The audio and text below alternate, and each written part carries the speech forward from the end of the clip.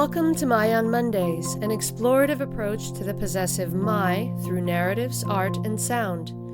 Each Monday brings a new creation and unique perspective. My on Mondays is brought to you by Ming Studios, a contemporary art space and international artist residency program dedicated to the exhibition, experience, and exploration of arts and culture.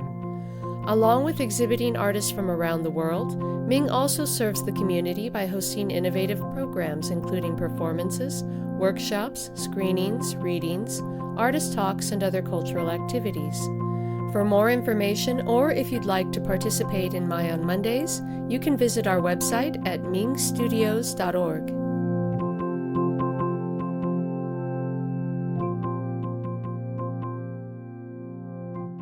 Good morning and welcome to the 124th episode of My on Mondays. Today's featured artist is Elisabeth Sharp McKetta, a frequent contributor to Ming Studios programming, with a wonderful new selection from her vast collection of poetry writing. Elisabeth is an award-winning writer and writing teacher and mother of two. With a PhD on the intersections between fairy tales and autobiography, as well as a 7-year streak of writing weekly poems for strangers, she teaches writing for Oxford Department for Continuing Education and for Harvard Extension School, where she won their highest teaching award. She has authored 13 books, most recently the personal growth guide, Edit Your Life, based on the experience of living 3 years in a 275-square-foot backyard guest house with her family of 4, 5 if you count the Labrador, and the middle-grade novel Arc, set during the pandemic and described by Kirkus Reviews as infectiously hopeful. Elisabeth co-edited the anthology What Doesn't Kill Her, Women's Stories of Resilience, which Gloria Steinem described as stories that will help each of us to trust and tell our own. Her poetry and short work have been published widely, including in the Poetry Review and Real Simple, and her work with myth and memoir has been spotlighted in Harvard Magazine. Her piece today is titled My Beans, Spiders, and Mammals. Good morning. You are going to hear some birds in the background because it is early morning where I am. This is Elisabeth Sharp McKetta. I'm the author of 13 books of poetry and prose, most recently the middle grade novel Arc. I also teach writing for the writing programs at Harvard and Oxford. No matter how many books I write and in how many genres, I always come back to poetry. Both of my children were born in Boise, and that was where they spent the beginning of their childhoods. And it is such a wonderful community for the arts and for children. And so partly to teach myself how to write poems and partly to entertain my children, I began a poetry project called Poetry for Strangers. And in it for 7 years, I met during the course of my ordinary days out in the world with my kids, strangers. It might be someone who sold us fish at Real Foods, or it might be someone at a cafe, or it might be someone who worked at my children's school who I met for the first time. But always in the course of a week, we would meet interesting, kind people. And once a week, I would ask one of them for a word that I could use in a poem. And then I would write a poem based on their word and email it to them and share it with my small but loyal readership as well. Certain themes came up in these poems, and one of them was the theme of fairy tales, which are something that I have always loved and always studied and loved to tell to my children. So many rewritten fairy tales. And also just because of the facts of my life at that point, the theme of motherhood and of children and of the fast movement of time became major players in my poems as well. I will read 3 poems of my own. The first poem of mine is from my Poetry for Strangers book, Volume 2, and it is called Umbrella. And I will read both the introduction to the stranger, who gave me the word, and the poem itself. The stranger, Maggie. The word, umbrella. I met Maggie on a subway ride when everything went wrong. We were both coming off trips, hers international, mine short. First, the train from the airport stopped early due to construction, and Maggie and I ended up riding in reverse back toward the airport. Then there was a second break in the track, which meant we had to get off the train, take a bus, then go back to the train for the final 2 stops. Maggie had been traveling all night from France. We were on the train together for nearly 2 hours. But at one point, after dark, when we were forced off the train and waiting for our shuttle bus, we paused to take a view of the park at night. It was a small moment of beauty, a triumph in a trip of logistical failures. The poem. Say all your unlived months are beans, small, dry, unplanted, their possibility not yet shriveled. Say there's a fairy tale with your name written on it. You live at home with your mother and perhaps a cow until you are 192 beans old. You can hold that many in half a hand. Your beans can be soy or lima. The smaller the better. Keep them anywhere. Your desk, a small purple bag where you used to keep treasure. You may count them, but not too often. Say you've been starving all winter, which is to say 3 beans. You know that words are wishes, and beans even more so. Wish on this bean. Toss it off the roof and see if it grows. What giant dreams it will lead up to. If you do nothing at all when the month turns, 1 more bean is gone. You might as well plant them and climb. But you might not be Jack at all, for there is still the ogre living in domestic bliss and harmony on top of the sky, higher than a mathematician can count or a hungry boy can climb.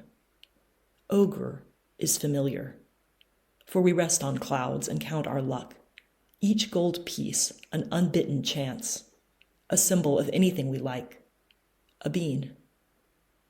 Jack, whoever Jack is, will come unhidden and kill this world, so enjoy it once, for a moment, please, before it collapses and the giant falls. There's the ogre's wife moving furniture around, potting meat for winter, sweeping dust with a giant broom and leaving it in the corner, where she keeps the umbrella. Say a small boy, maybe hero and maybe food, is hiding there, noiseless beneath the ribs. Small boy, this squirt who is one of us, isn't looking at the ogre's wife or bag of gold, but at his fingers. In his hand is a harp singing, and you can hear it almost, her song. She is self-complete, made of air and gold. She is like nothing on earth. She is singing, hear it? About the beauty of beans. The second poem I will read of mine is from my first poetry collection called The Fairy Tales Mammals Tell, and the poem is called Metronome. She has eaten. It's not that. But panic woke her, and now she needs me to breathe her back to sleep. I put my face near hers. Deep in, deep out. Intertidal. Her mouth pulses like a squid. She is learning. We are beached on our sides, bare-bellied, her tidal mouth muscles working her thumb. I close my eyes so she will close hers, so she will mirror me into the dark coves of sleep. Oceaning together, she and I. At last, we are both quiet. The third and final poem was published in the Poetry Review in 2020, and it is called Her Animal. Once an orb spider laid 2 egg sacs in a skylight of the greenhouse that my mother kept. 2 identical globes in her queer gauze light. My mother stands in the room as if it were the bathroom, 4 by 5 feet. She looks inside and sees her animal. She feels life slanting away. She who saves earthworms after rainstorms had decided to feed this spider. Somewhere along the line, somewhere in the story, someone is talking about a mother. No, a writer. No, an animal. She collected dying insects in coffee mugs and tossed them up to her. She dropped through musty greenhouse air to wrap each in white, funereal and precise. My mother must feed somebody.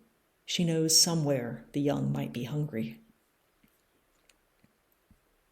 I carry through my decades an image of her webs, strung from corner to corner to corner, and weighted with so many insects, so many still living bodies demanding their say, saying that they want out, sagging the web heavy, dying down to the ground. With orb spider eyes, I watch them. Then I look away, find another branch, another unused greenhouse, even if there is nothing to eat. Each generation says, the world is too much. To adjust a life takes a lifetime. Suppose she is living still, she and the woman who feeds her. And the final poem I will read by Sharon Olds is her rite of passage. As the guests arrive at our son's party, they gather in the living room. Short men in first grade with smooth jaws and chins, hands in pockets. They stand around jostling, jockeying for place, small fights breaking out and calming. One says to another, "How old are you?" 6. "I'm 7. So?" They eye each other, seeing themselves tiny in the other's pupils. They clear their throats a lot, a room of small bankers. They fold their arms and frown. "I could beat you up," a 7 says to a 6. The midnight cake, round and heavy as a turret behind them on the table. My son, freckles like specks of nutmeg on his cheeks. Chest narrow as the balsa keel of a model boat. Long hands, cool and thin as the day they guided him out of me, speaks up as a host for the sake of the group. "We could easily kill a 2-year-old, he says in his clear voice. The other men agree. They clear their throats like generals. They relax and get down to playing war, celebrating my son's life. Thank you for listening to these poems.